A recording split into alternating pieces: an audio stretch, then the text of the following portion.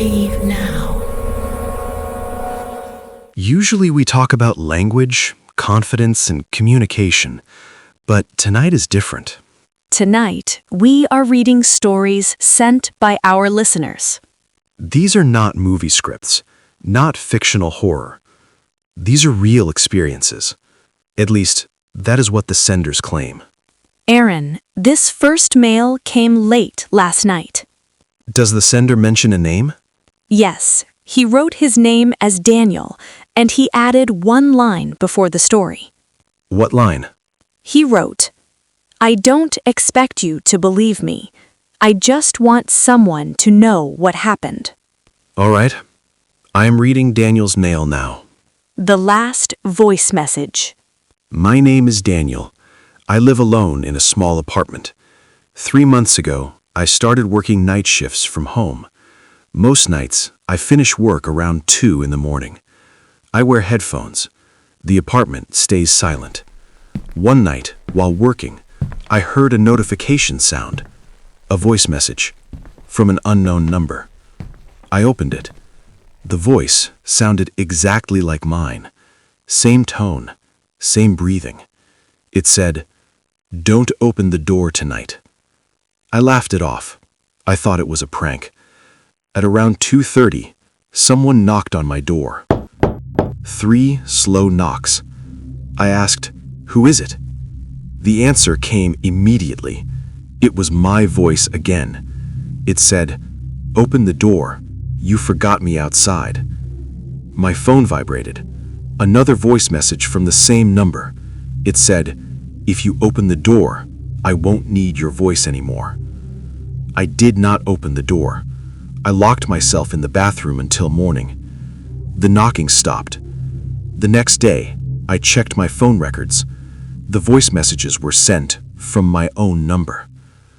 I moved out last week, but sometimes, late at night, I still receive voice messages. They do not say anything anymore. I only hear breathing. Aaron, that was hard to listen to. Yes, very disturbing. Someone using his voice, or something. We received many horror mails, but this one feels personal. But there is another mail. Another one? Yes, and this one came only minutes after Daniel's mail. Okay. The sender did not write much before the story. He wrote only this: "If you read this on air, please do not stop in the middle. It listens when you pause."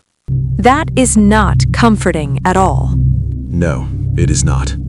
I am reading the second mail now. The room that answers back.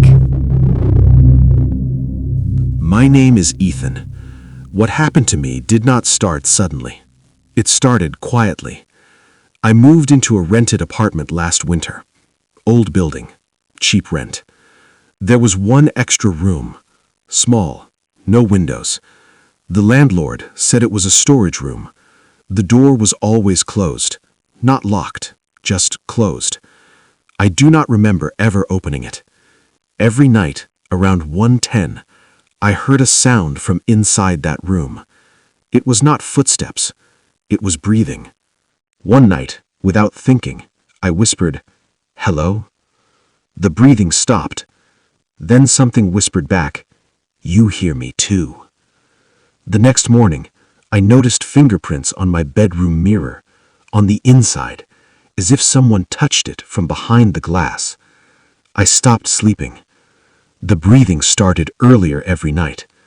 One night, I saw the door slightly open, just enough to see darkness inside, and an eye, not blinking, just watching. It said my name. "Ethan, you finally looked." Later, I learned the truth. The landlord never mentioned that the previous tenant locked himself inside that room.